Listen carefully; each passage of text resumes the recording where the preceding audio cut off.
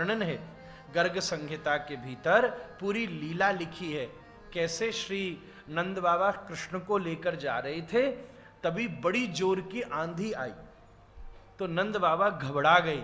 उन्होंने भगवान की उपासना करी, स्तुति करी, पुकारा, तो उसी समय दिव्य देवी के रूप में राधा रानी प्रकट हो गई। उन्हें लगा कोई देवी आई है, तो उन्होंने कहा, देवी मेरे लाला को संभालो, बहुत तेज तूफान है। तो सौंप करके नंद बाबा एकदम घबराहट में चले गए। तब राधा रानी और ठाकुर जी दोनों भांडीर वन पधारे, और वहां पर ब्रह्मा जी ने प्रकट होकर श्री राधा कृष्ण का विवाह किया महाराज। पर यह भी एक लीला के लिए है बस। अभी हम ब्रज यात्रा करने वाले तब भांडीर वन जाएंगे, पर यह भी लीला के लिए। सच बात तो यह है भैया, विवाह दो लोगों के बीच में होता है। अगर कोई दो होंगे तो ही तो ब्याह होगा, अगर कोई दो हैं ही नहीं तो फिर ब्याह की क्या जरूरत है। एक बिंब है, एक प्रतिबिंब है, शास्त्र ने कहा। प्रतिबिंब विभ्रम, शीशे के सामने आप खड़े हो तो आप यहां भी हो, आप वहां भी हो, तो आप बिंब प्रतिबिंब में शादी हो सकती है क्या?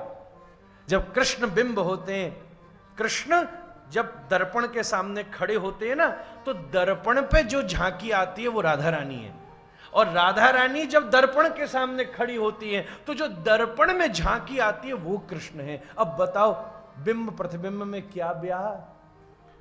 ये तो दोनों एक ही स्वरूप हैं। जानते हुए भी अभिज्ञ रहकर, अनजान होकर लीला करते हैं।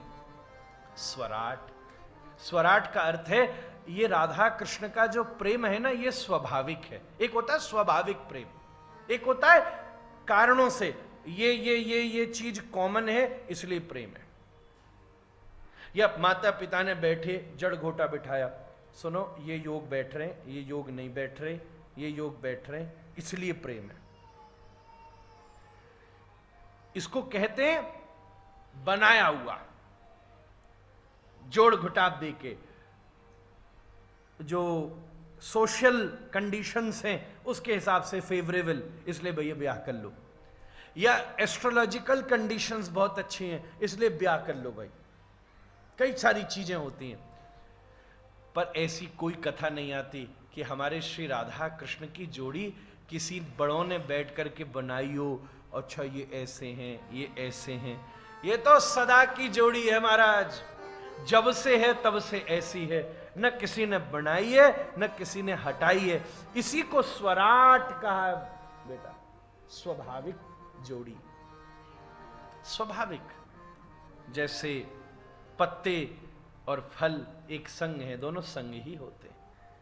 दोनों की, चांद और चांदनी दोनों की एक सी जोड़ी है, जब से चांद तब से चांदनी। अब आप बोलो पहले चांदनी आई कि पहले चांद आया, कौन जानेगा? पहले चांद आया इसलिए चांदनी आई। अब आप कहोगे हमने तो पहले चांदनी देखी इसलिए हमको पता चला चांद आया। इसका हिसाब कौन बिठा सकता है महाराज? इसी को